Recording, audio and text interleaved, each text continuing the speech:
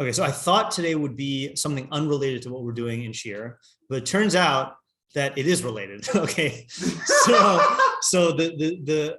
I'll tell you what the plan is. Okay, so the mishnah we're doing is Pirkei, it's in Avos 1:6, which in this edition of the Rambam in the back is on page Reish Samach Tes. So just to be clear, so our tangent back into exactly. That's exactly what happened. Yeah, is tangenting back into the regular Reish Samach Tes. Yeah, 269.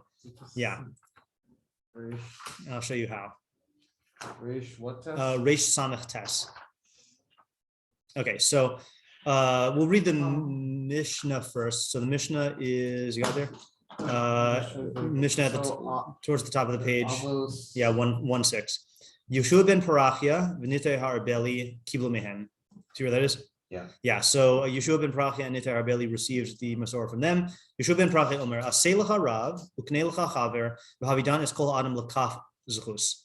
So he said three things: make a rav for yourself, acquire a friend for yourself, and judge every person favorably.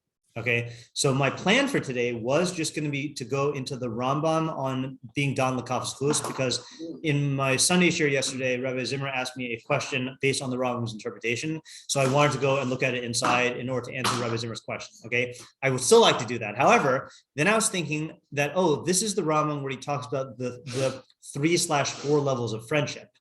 Okay, which is one of my favorite Rambams in all of Pirkei Avos. And I was like, it would be good if I had an excuse to do that. And then I realized that's also where he defines what a Talmud Rav relationship is. Okay, remember we had the Rambam in the end of Perek Chamishi where he says that the Rav should love his Talmidim. So this is actually where he defines it. And I just didn't think of that at the time. And then I remembered that the first part of Asei Lecha Rav is also going to talk about our sugya, which is a Rav. So we might as well just do the whole Rambam and it's going to be really good. Okay, so let's look at the Rambam on... Yeah, okay. So the Rambam starts on the right column, Asei lecha rav. Okay, and obviously the question is, what does it mean? Okay, what does it mean, make for yourself a rav? Like it's just a weird lashon, right? Make for yourself a rav, like out of clay, like make. And then what is lecha? Like if it said find a rav for yourself, that would be one thing, or like. Also, the other thing is Pirkei Avos, according to the Rambam, is really for like people on a very high level. That's the primary audience is for dayanim. So do they need to be told asei lecha rav? These ideas could apply to everybody, but it's just weird considering the audience. Okay, so let's see what the Rambam says. So asei lecha rav, v'afilu lo haya ro'ei lios lecha rav. Even if he's not roy to be for you a rav, aseh oso lecha l'rav, you should make him a rav for yourself. Kadei shetisa v'titein imo, so that you can debate with him or argue with him or discuss with him back and forth. V'yiskayin talmudcha biyadecha, and so that your learning will be established in your hand. Lefi she'eno dome limud ha'adam la'atzmo kalimudo mizulaso, because you can't compare a person. Person's learning by himself, or literally limud ha'adam la'atzmo, teaching himself, kalimudo mizulaso, like his learning from someone else. Kilimudo mizulaso miskayim biado, because learning from someone else, it will be established in his hand, mizbar yoser, and it will become clearer. Vafilu haya kamohu b'chachma, even if he's equal to you in chachma, o pachos mimenu, or if he's less than you. That's what they explained that's what they explained in their commentary on this injunction. So he's not talking about Iran, right? He's talking about chavurah, right? So that's the intriguing thing, right? In other words, or let's put it this way: he acknowledges that there are three levels. He says, make someone a rav, even if he's not roy to be a rav. Then he says, even if he's equal to you, then even if he's less than you. So the first one could be like an inferior rav, someone who is like not an ideal teacher, but he's still saying you're going to get benefit from being able to debate with him and from learning with someone else. So could we just like unpack that and figure out how does this work exactly? Let's just read it slowly again. Even if he's not roy to be a rav for you, which I'm taking in the broadest way possible, like let's say like your chemistry doesn't match, there is a certain chemistry and like some people like certain teachers, some people like other teachers. So let's say the chemistry is no good, or let's say he's just not so good at teaching, but he is a teacher. So, and he's saying the purpose of it is so that you can have a conversation or argument back and forth with him, so that your learning will be established in your hand. Because you can't compare solitary learning with learning from another person. Learning with someone else will be more firmly established and more clarified. So those are the things I want to really figure out. Like what exactly is it about the process of learning someone else that makes it more firmly established and more clarified? Clarified, I think, is the easier one to understand, right? Yeah, you talk it out, right? You talk it out. You have your ideas are then subject to scrutiny. They can ask questions and raise problems with it. It's like saying your idea of your head. You might not realize the point where it breaks down, where it's like, even if you realize your only doesn't notice this, like being forced to spell it out. Right. Exactly. Yeah. Oh wait, it breaks down here, here, and here. Even if you wouldn't have noticed it. Exactly. Yeah. And it's crazy. Like this is, I know we're Rambam doesn't believe in magic. But it is like, sometimes I can only describe it as like it's magic how, like, I will prepare a shiur, okay, and I'll have gone over the material many times, and I'll literally go over the same set of facts and questions with, like, in the context of a shiur, and suddenly like new avenues will open up. Like the mind does something, like even without discussing it with people, just the fact that you're addressing yourself to another mind triggers like other avenues going in, or the fact that you're aware that there's another mind watching your mind, like makes it so that you see holes in your understanding, or you like see questions where you didn't see it before, or it pushes you more than like you would have ordinarily been pushed. So Rob doesn't sound like someone who has to be like a big Rob, like someone who's super learned. It really just has to be someone that you could gain something from in any way whatsoever. Right. Just through yourself talking to him and then being correct. Like, so you correct. So you see from here that the definition of Rav is way more expansive than people like talk about. Now, just to put it in context here, in Hilchos Talmud Torah, which we went through before, he does give specific specific like criteria for the type of Rav you should seek. Like you should be a Rav with good midos. It should be a Rav, with great chachma. But the role can be played by many other people. Like even I don't know if this would count. Yeah, I mean, it reminds me of something that they said about the Malbim, that and this is probably true of many chachamim, that like there was no one in his, Malbim was like a genius in his era, and like there was no one who he could learn with who was like his match. So he said, like, my pen became my chavurah, Now that is different than what the Rambam is describing, because with your pen, you are writing for someone else, but it's not someone live, like who's like giving you real-time feedback. But yeah, he's saying that someone, if you're learning with someone who's on a lower level than you, that could be a Rav in this context. And that's how's he answering the question of Aselach HaRav? What's the Rav supposed to do? What do you mean? Aselach HaRav, that applies to everyone. Okay, right. So one answer could be that he's talking to someone who is already a Rav, and like what should that guy do? Were you going to say something else? But it's not necessarily Rav giving something over to you. It's something that you create between. Right. I was going to say it's like an artificial Rav, right? Like it's like if it was talking about someone who's a natural Rav, meaning someone who is superior to you in Chachma, who can teach you, so then it would just say find a Rav. But it's saying make a Rav is artificially make a Rav. Someone take someone and then put them into the position of Rav that you, into this category. Exactly. Yeah. And what this also shows is it brings out an idea in your, like, I think there is an idea that some people have of what a Rav is, or a teacher. Let's just say teacher in general, right? That certain societies have the idea of a teacher as a giver of wisdom and the student as a recipient of wisdom. But Torah's model is, yeah, a Rav does that, but the Rav is someone who you engage in debate and discussion with, like when I was in grad school, then at Israeli, then, they said that there's two models of what a teacher should be, or sorry, not what a teacher should be, two models of how people think of teachers as. They said sage on the stage or guide on the side.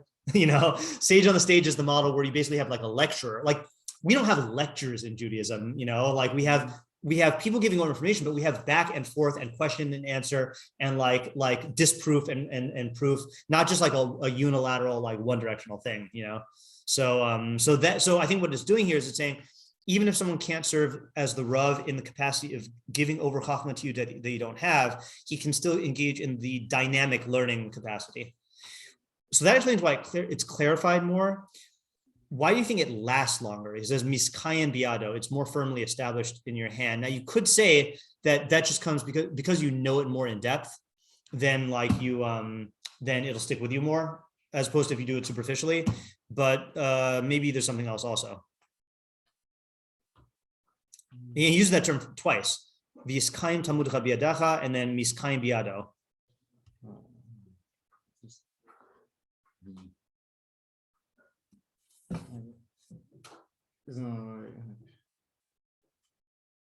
Isn't a reason why that would be independent of just being born deaf? Yeah, because he did, the way I'm reading it is I'm reading it davka as ki limuno mizulasa miskaim biado u misbarer yoser. So I'm learning those as two different things. You don't have to learn it like that. You could say that it's just like it's miskaim biado because it's more misbarer, because it's clearer. But man, I don't think it definitely probably creates more memories. Like it's not. Yeah, why? The RSP words hive over, and it's just like it's just like there's a. Trying to think like this describes, but you've given lecture more, but I assume that what you remember, like your preparation, or you're giving of a shiur. The giving over shiur, yeah.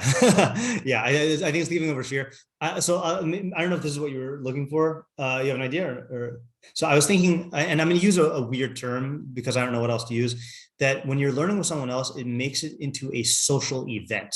Mm-hmm. And by social event, I don't mean like a party. I mean that it's an interaction with another human being. Mm-hmm. And like when you're reading or learning, like when you're reading books, let's say, right?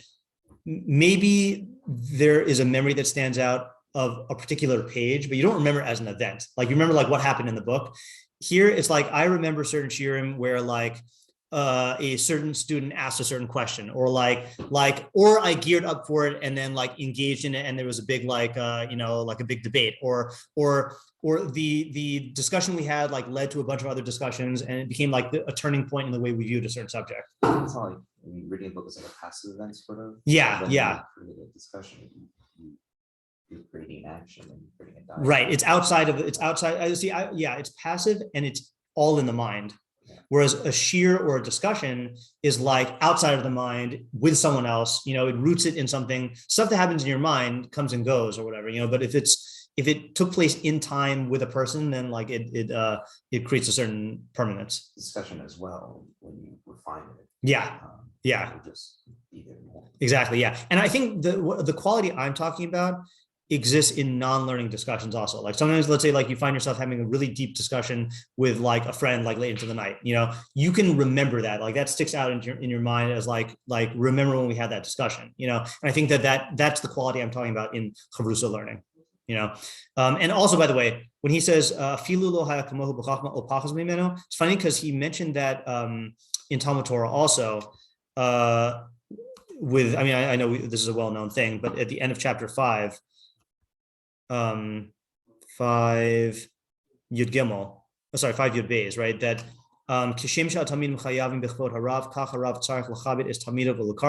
just as students are obligated in the honor of the Rav, so too the Rav needs to honor his students and to bring them close, which we didn't know if that meant bring them close like in the relationship or bring them close to Torah.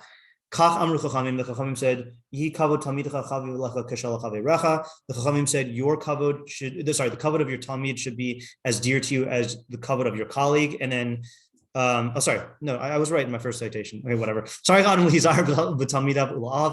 person needs to be careful with his students and to love them. Because these are the children who benefit him in this world and the next world. This is the statement I wanted. The Talmidim increase the chachma of the Rav, umarchivin libo, and expand his mind. Amru chachamim, chachamim said, Harbe chachma limadati, I learned a lot of chachma, mechavere yaser mirabosai, from my peers more than from my rabbis. Umi talmida yasser mikulam, and from my students more than from them. So it's funny because like in Pirkei Avos, he went the opposite direction. Click on the wrong thing. In Pirkei Avos, he went in the opposite direction. It was Pirkei 5, yeah. He went like he made it seem like ideally learning from a Rav is the best thing, then your friend, and then even from less than you. But in the Mishnah Torah, he was saying how you end up getting more from your students than you get from your friends, and more from your friends than you get from your Rav. Yeah. While you're thinking, sorry, just I should. I was just thinking like, because there's definitely, I feel like there are definitely different purposes here, and what saying? Yeah, because in Pirkei Avos, it sounds like he's. No, see, it's interesting. I see where you were coming from when you said that he's talking to the Rav in Pirkei Avos. I feel like he's not talking to the Rav in Pirkei Avos. I feel like he's talking to the Rav in the Mishnah Torah. I keep clicking on the wrong thing.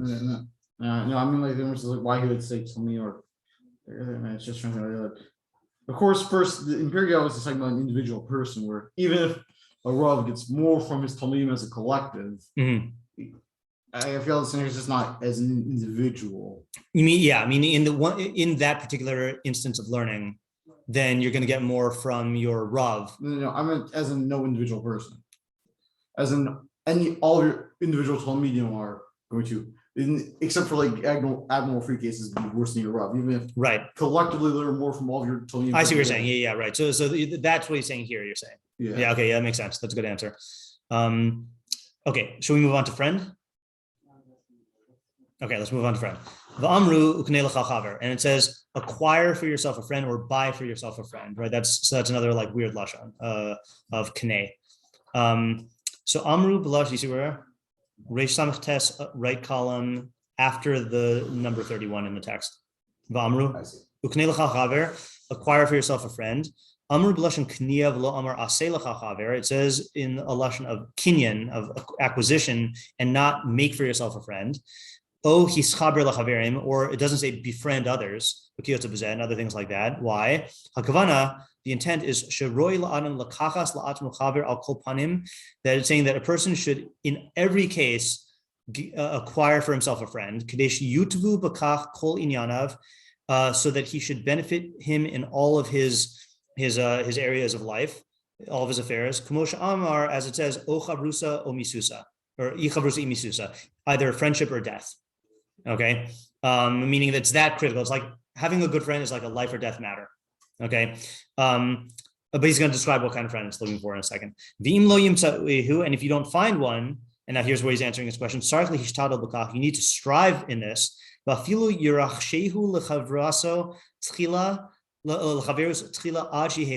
if you need to purchase him, okay. What does it say in footnote 34? Okay. Okay.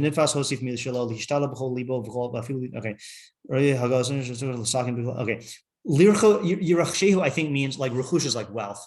Even if you need to like use some financial incentives to get yourself a friend, until he becomes your friend. Velo Yachtal milinho. Okay, so let me stop there for 1 second here. So he's saying like this: there's certain things that you should strive to get, but not if you have to spend money for, and certainly not if you have to spend a lot of money for.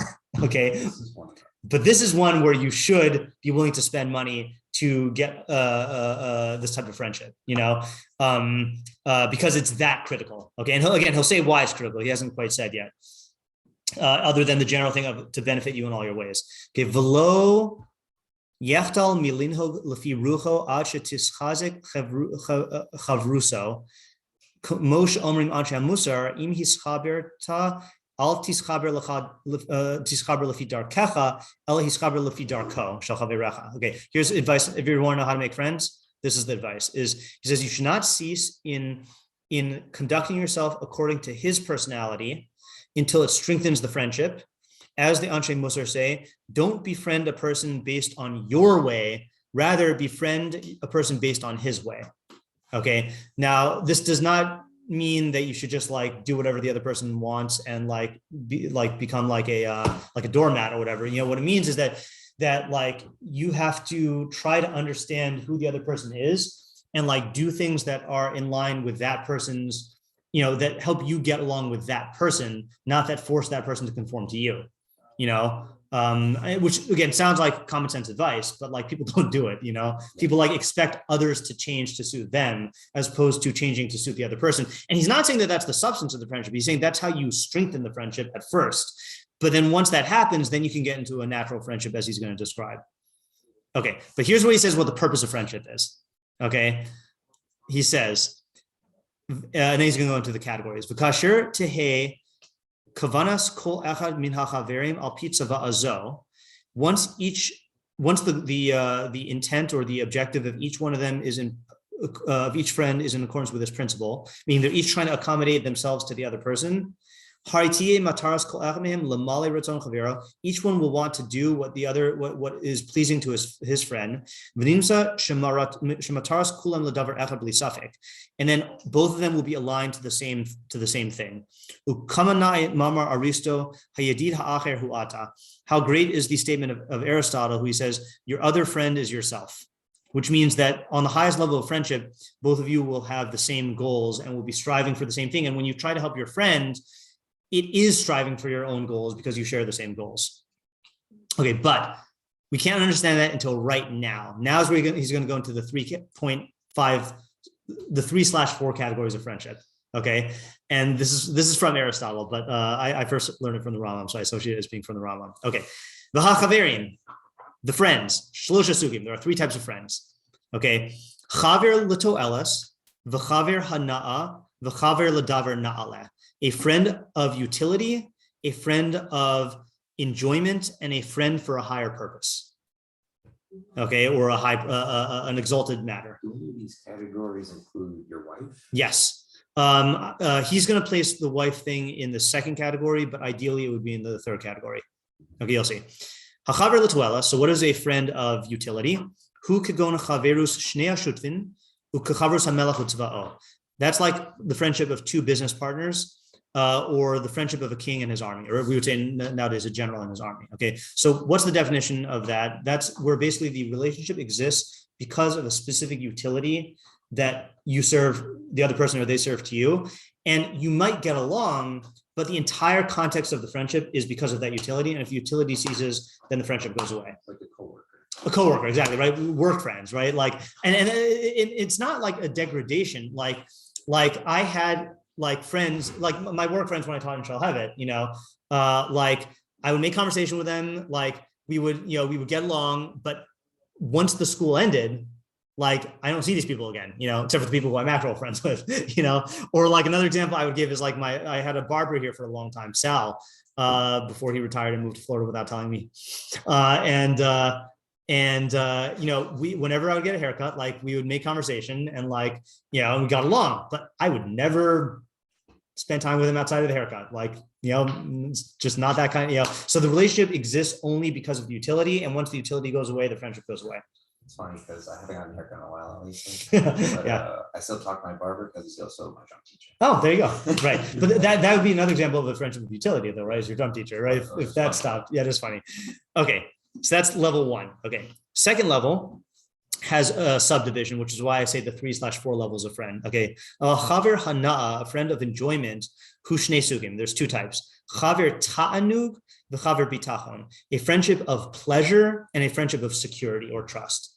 Okay. Chaver ta'anug, a friendship of pleasure, hu kechavrus hazacharin lenakevos benisuin. So that he says is like marriage. Okay. V'kiyot bezen, other things like that. And I would add, most people's regular friendships are like this, okay, which means like this is, why are you friends with a person? Because you get enjoyment from being with them.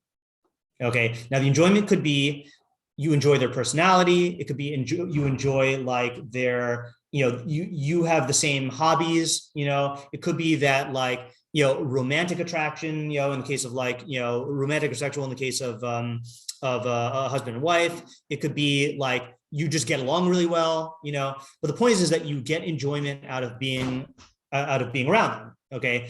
And I don't know if you've ever had this, but there's a thing where people outgrow certain friends. Like you used to enjoy the same stuff, or their personality changes, or your personality changes, and then the friendship goes away.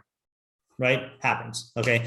So that's like a friendship of pleasure and enjoyment. And when he says in marriage, I think he's correct. Most marriages are like that. Okay. However, this next category, which is still in category 2, this is 2B, okay, is a friendship of trust. So listen to this, and you'll find that this could be, this is what some people would call a best friend, and then healthy marriages are like this also. Okay, hachaver bitachon, a friendship of trust or security. Yeah. When you say best friend, you mean like there's only one? No. You could have multiple best friends. I don't mean like number one slot. I mean like a best friend. V'chaver bitachon, a friendship of trust or security. Hu shehel adam chaver shedato somechas alav. This is, you have a person has a friend who his mind or relies upon. Now, mind here I think means not like your intellect. I think it means like your peace of mind, or like your psyche. Like your entire mind. Not just like your theoretical intellect. Your mind relies on him. She'eno nishma mimenu.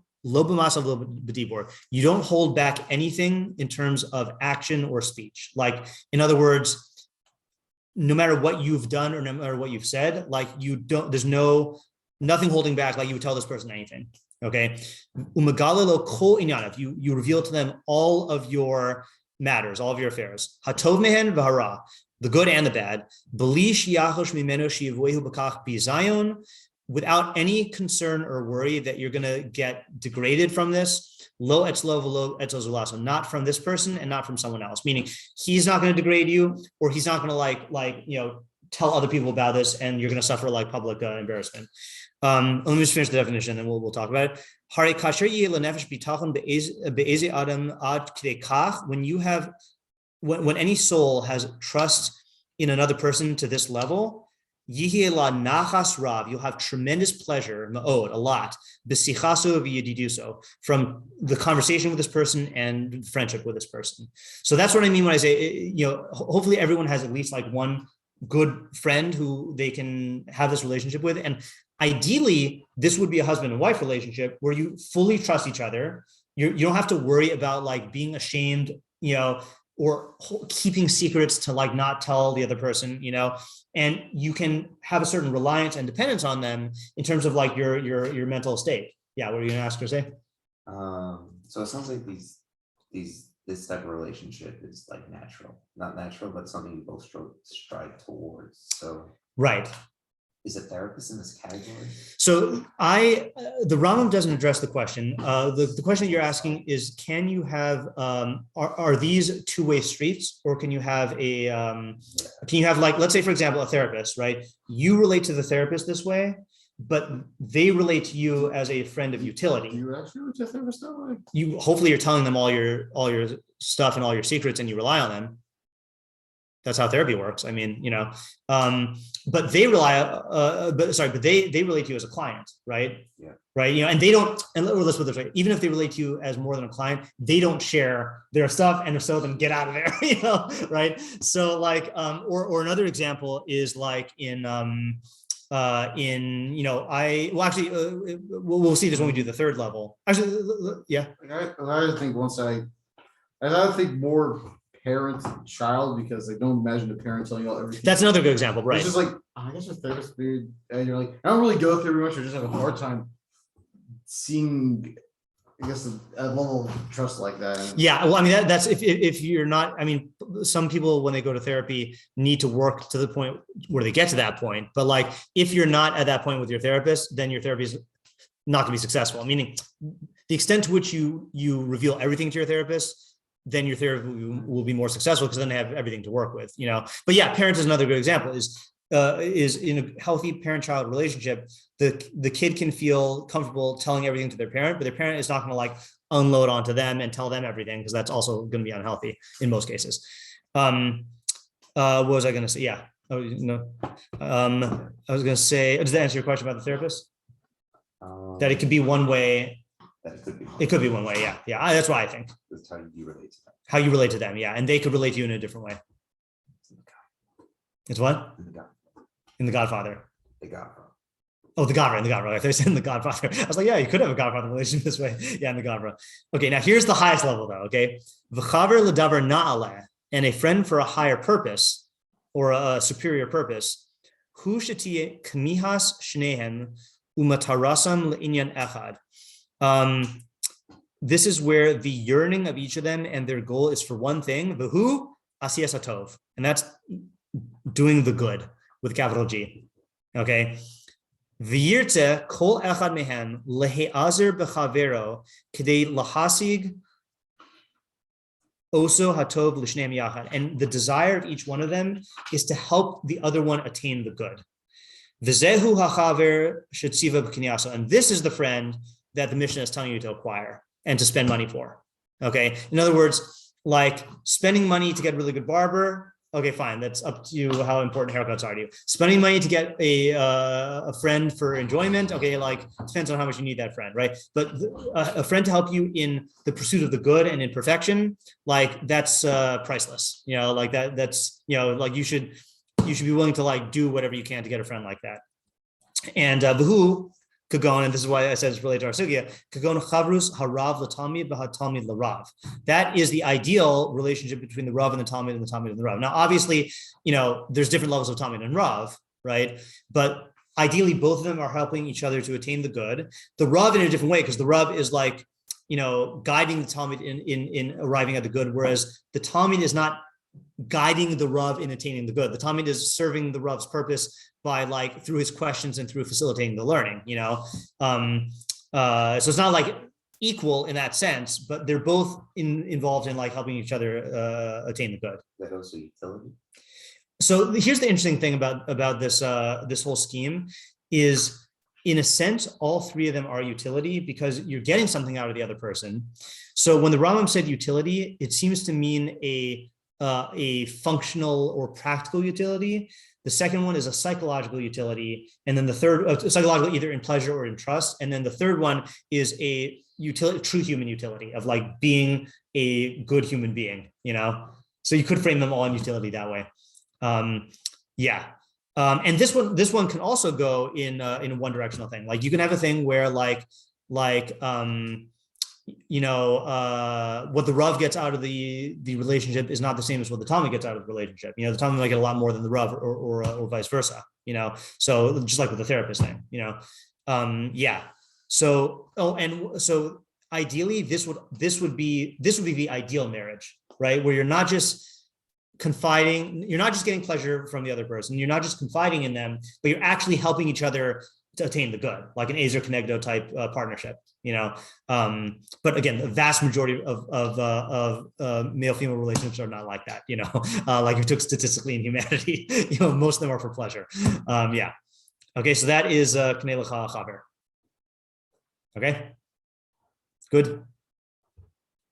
Good. Okay. Now we get to what we were gonna. The reason why I chose this. Okay. Let me set the stage. Okay. So the very, very, very quick summary of yesterday's Sunday shiur was that I established that there is a principle in Midrashim where Chazal will take tzaddikim and they will either ascribe many, many, many other good actions to the tzaddik beyond what is stated in the psukim, or if it sounds like the tzaddik did something wrong, like if the psukim make it seem like they did something wrong, then Chazal will go out of their way to like justify it, even through like very, very like circuitous routes and like far-fetched explanations. So the example that I gave is like, you know, we gave many examples, but like David, right? If you read in Nach, seems like David committed adultery with Bathsheba and then sent her husband off to war to be killed, right? But if you look in the Gemara, Chazal go through all of these cheshbonos and things to try to explain, well, he really like, you know, it was really like all the soldiers had gittin, and like he was really divorced, and like Uriah like you know was chayav misa, and like it was really like, you know, they go out of their way to do that. Or the other example I gave was you know, if you look at in the Chumash, it says Reuven slept with Bilhah. Okay, and Chazal say anyone who says that Reuven sinned is only making a mistake, and they say about David, anyone who says David sinned is only making a mistake. And so what do they say actually happened? They say that what? Load and star, they don't say that, interestingly, right? There they say it's literal. I'm sure does it say Reuven slept or moved the bed? No, it says he slept with her. Vayishkav es bilha pilega shaviv. Okay. You know, but then Chazal say that, by the way, the reason why Lod is different is because there he actually had like progeny, like he actually had kids. So like you can't like deny that, you know. But and also it wasn't his fault. He didn't do the action. But does the Gemara justify it? The Gemara justifies it. In fact, it says that they were doing the right thing because they thought that the world had ended.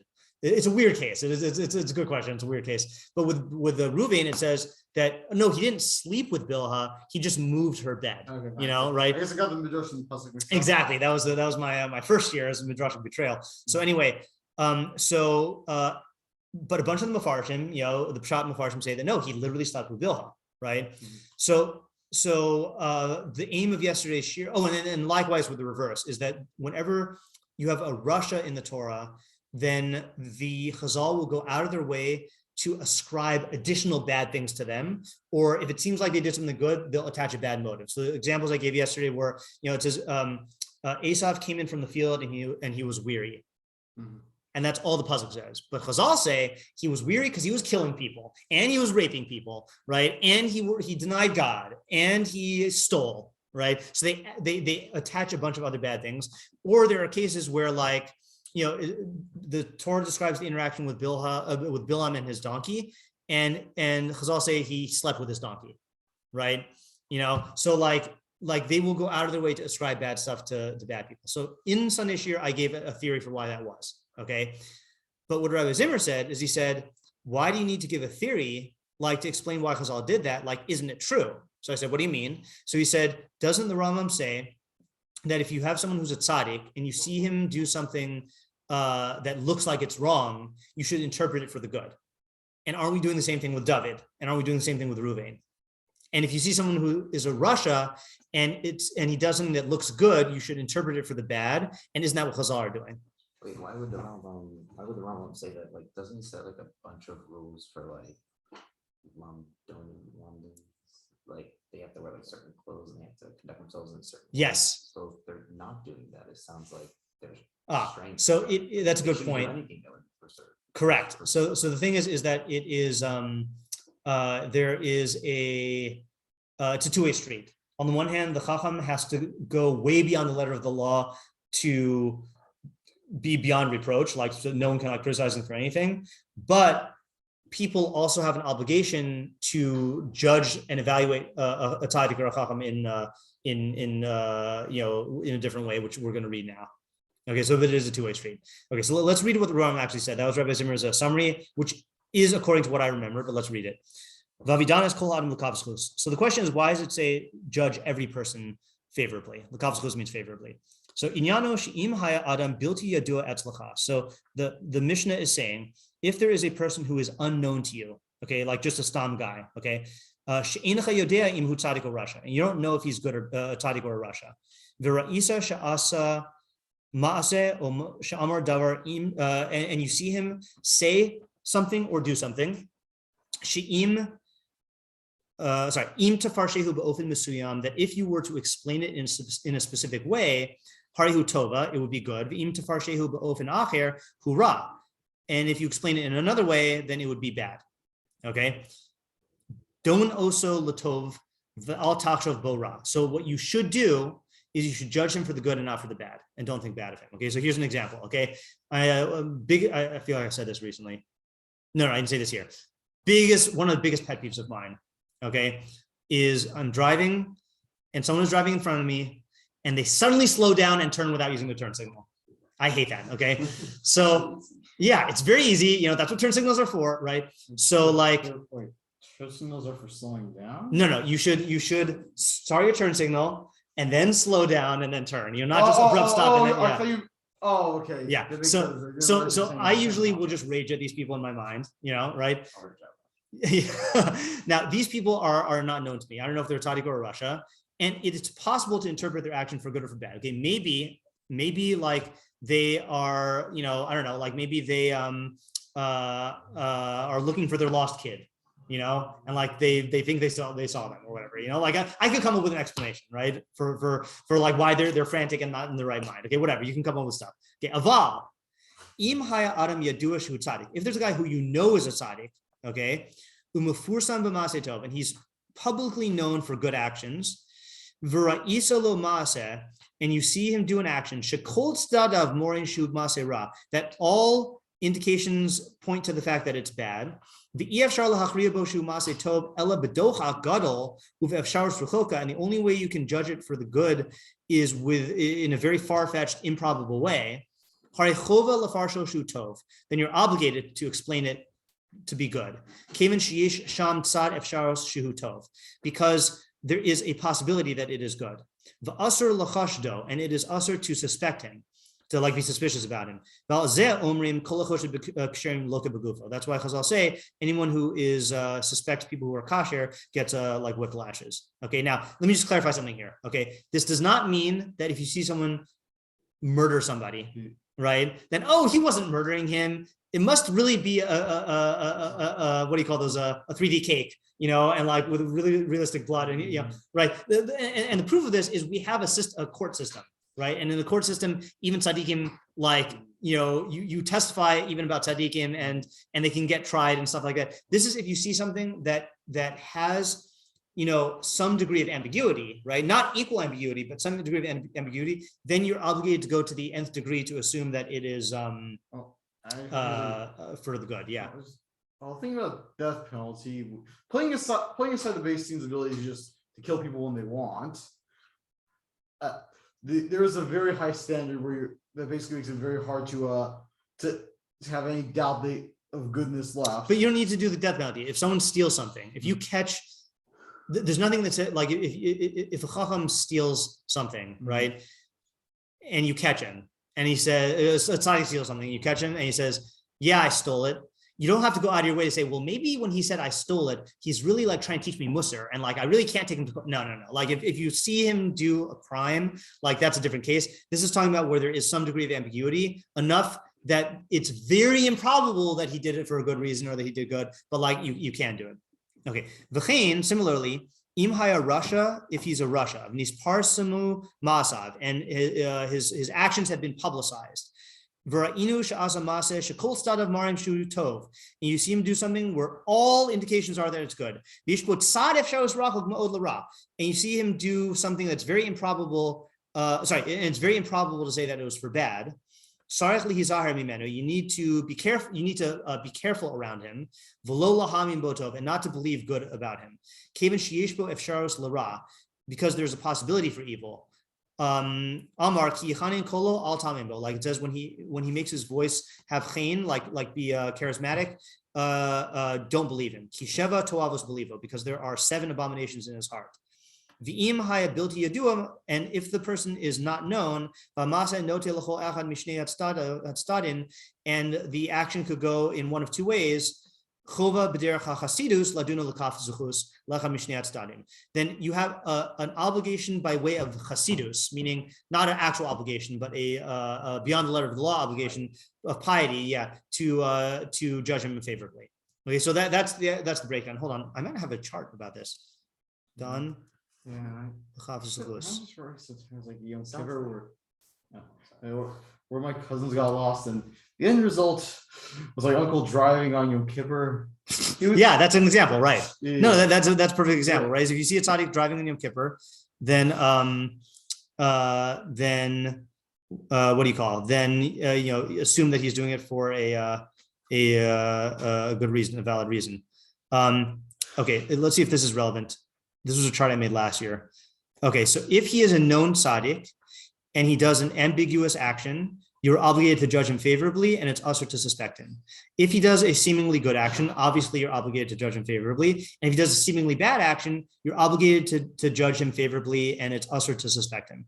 If he's a known rasha, you're obligated to judge him not favorably, and you need to be wary of him. If he does an action that is if he does a seemingly good action, same thing. You judge him unfavorably, you need to guard against him. And if he does a seemingly bad action, obviously you're obligated to judge him unfavorably, and you need to guard against him. If it's an unknown person, then it's midas chasidus to judge him favorably, but you don't have to. If he does a seemingly good action, so then, I don't know why I put question marks. Oh, maybe this was setting it up for them to answer it. Yeah, hold on a second. So then you'd be obligated, it'd be midas chasidus to judge him favorably. And then the only unknown here is what happens if there's an unknown person and you see him do a seemingly bad action. It seems like, according to the Rambam, there is no obligation to judge him favorably, even by way of chasidus. Mm-hmm. Yeah. Like, how does this play out into Rosh Hashanah? Or just a person has their own ideology where their action will lead to some judgments of actions. Like, so you have a communist, like he wants to murder rabbis. It was like at the same time when he's a communist. Yes. Okay. Yeah, go ahead. Communists like send rabbis to gulags, and it's like he'll also like feed the poor. Like, do you assume that he, like in that case, I would assume that when he's feeding the poor, he just does it because he wants to feed the poor, and when he's No, right. So that'd be an example. Like, let's say you have a guy who I'm going to just give a different example because it was in my mind already. Let's say you have a guy who is who he's a Russia, and you see him give a huge amount of tzedakah, right? So you should assume that either he's doing it for some sort of sketchy like tax thing, or like he's doing it just to like because he feels guilty, or he's doing it to like get people to like him. Right. So in my case, the rishus is an ideology which is pro giving charity. I'm not sure about this. And I guess my point is in that scenario, there's the way in which he's in Russia would not lead you to think there's an ulterior motive. It doesn't have to be ulterior; it just has to be bad. And that's not even our case, because that's a case where if that's his ideology, then he's doing it for a bad. If that's his bad ideology, he's doing it for a bad reason. This is talking about if he does something that looks good. Okay. Like here's an example. Like let's say like you see a Nazi who's a well-known Nazi, like not just like a random Nazi, but like let's say someone who like has a track record of like war crimes, right? And then you see him like save one person, right? So that looks really, really good, and objectively the action resulted in good, but you should assume that like he did it for some bad reason, or like was like doing it to like torture them later or something, something like that. Yeah, I guess. Yeah. Yeah, right. Okay, I thought you meant his. Okay, yeah, I thought you meant just okay.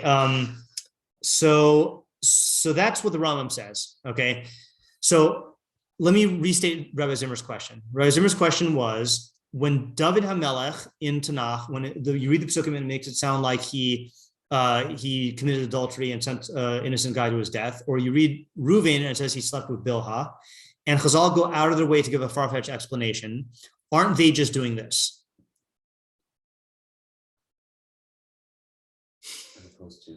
As opposed to what I wanted to say, which is that, again, I'm going based off of Mefarshim who are, who do say that they actually did these sins. That Reuven actually slept with Bilhah, and David HaMelech actually did commit this hate, and he did tshuva, but like they actually did that, which means that when Chazal were saying these things, they were not saying them because it was true. They were saying it for some other reason. And like I gave a shiur on why they would say that, even if it wasn't for. What's the question now? So the question now is Rabbi Zimmer was saying that Chazal are just doing this, and they actually do believe like that David HaMelech did not sin in that way, and that Reuven didn't actually sleep with Bilhah. And I'm saying that this is completely different than what Chazal were doing. Chazal were doing something in the genre of Midrash for other Midrashic reasons, but they actually held that these people sinned. And the way that Rabbi Zimmer made the point, and this is a good question.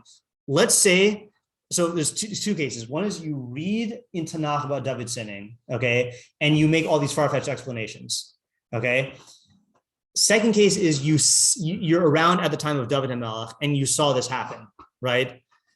So according to Rabbi Zimmer, what Chazal are doing, what Tanakh is doing is what you should do if you saw this in real life. And according to what I'm saying, if you saw this in real life, you should judge him favorably with far-fetched arguments, but that's not what Chazal are doing. The question is, if you hear Natan, that was the big question, right? Natan says you sinned, Yeah, sorry, I cut you off. Yeah, I guess does Tanakh remove the chashad? Yeah, right, exactly. And it says Bilhah, Reuven slept with Bilhah, Yeah. Maybe it's not for the people itself. It's for you. If you realize, if you see a Talmud Chacham do something wrong, yeah, and you're like, he's doing something wrong, and you believe that, then right, you're justified doing something similar for yourself. But if you make yourself believe, or if you're forced to, say that no, that's not what's happening, like you'll have more respect for the Torah, and you'll also not try to emulate him. Oh, okay, good. All right. So here's the thing, okay, and this is I don't think we're gonna have time to explore this fully, but I think there are two ways to learn this whole teaching of like Dam L'Kavos, like why are you doing it? Are you doing it because this is accurate? Or are you doing this because it promotes a way of viewing people that is going to be better for you and or better for society? And I think because the question, like a basic question on this whole teaching of Bidal L'Kavos is, why do you have to judge anyone at all, right? Why don't you just say like, I don't know what happened? Well, I think it's one of the premise that people will be judging always. Correct, right? So that's what leads me to take your approach, which is you are going to judge anyway, right? So the question is, you could either let whatever judgments happen, or you can take charge of those judgments and frame them in a certain way.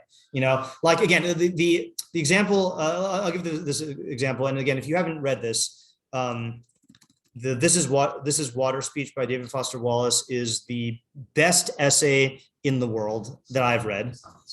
Yeah, thanks. I'm just trying to wait for the search to come up. So the This Is Water speech, best thing I've ever read. If I could have like in the English language, obviously not Mishnah or the Mishnah Torah. If I could give one piece of English writing to a person, it would be this. Okay, this speech. But he gives an example of this, where he says, "Oh, it's not. Oh, okay, that's what you meant. Okay, I thought you meant it wasn't on that's okay. Hold on. Here we go. All right. So he says, okay, the whole speech is here.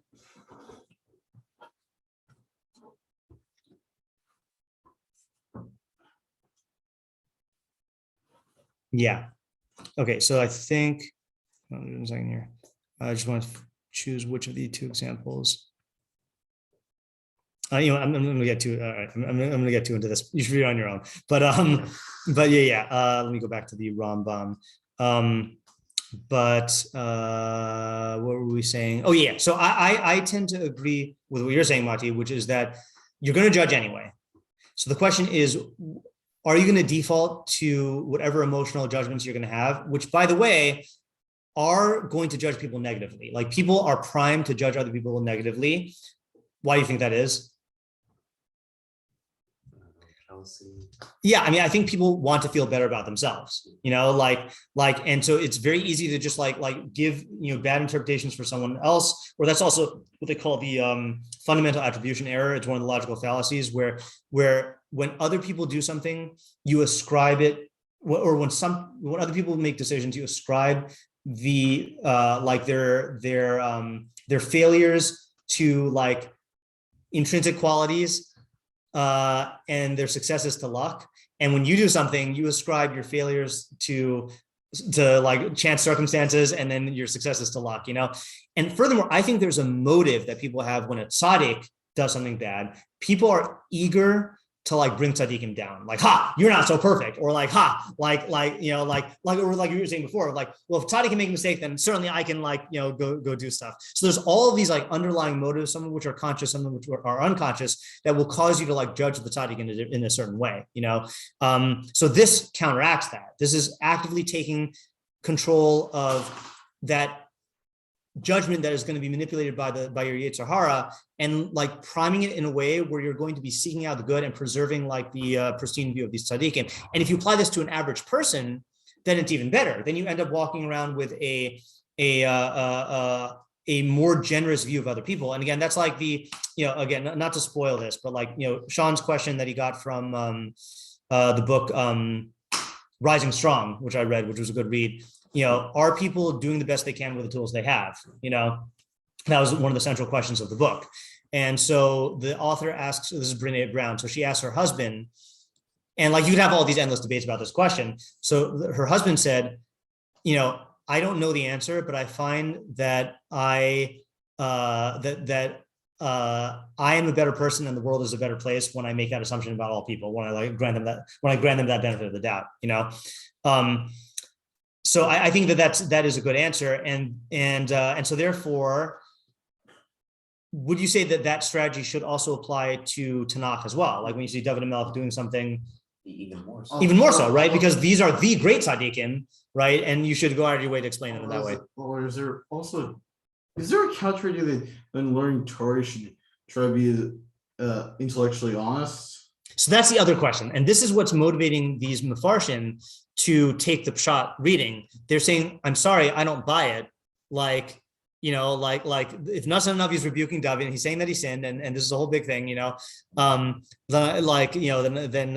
he's not willing to. It seems like their mind is compelled by the pshat, not these far-fetched explanations. But that's where Rabbi Zimmer's argument comes in: is aren't you obligated to go through far-fetched explanations? Let me just really quickly give an answer that I was thinking about, because I don't want to stick on this till tomorrow, even though I'm happy to talk about it at some other point. I think there's a difference between seeing someone in real life and when a narrative is crafted in a book for teaching purposes. Okay, when you see someone in real life, you don't have all the facts. And therefore, you could be missing critical facts that would change your whole opinion in the entire thing. So there, I would argue beyond what you said, even though I agree with what you said, I would argue that it's realistic that this is a tzaddik. He's probably not like doing a chait. He probably has a good reason. He's not driving on Yom Kippur because he just decided to be a kofar one day. He's probably doing it because it's a mitzvah.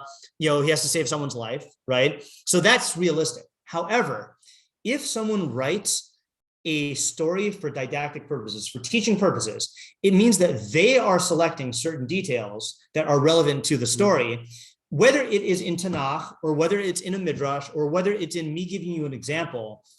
You don't be dan l'chaf zechus and posit other things in the example, because that selection process already took place by the author who was giving it. Like I just say, like I give the example in the Sunday shiur. We all know the story of the boy who cried wolf, right?